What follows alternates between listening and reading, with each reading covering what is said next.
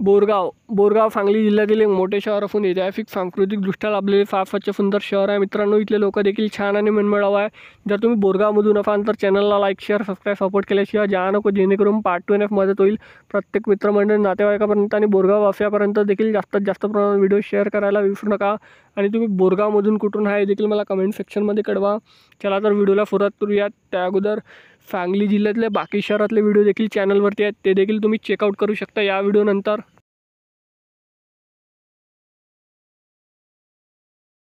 सांगली ते बोरगाव मात्र 41 किलोमीटर अंतरावर आहे मित्रांनो। 1 तास 3 मिनिटाचा प्रवास आहे प्रत्येक दर तासाने। इथे जाण्याकरिता बसेस सेवा सुद्धा उपलब्ध असतात।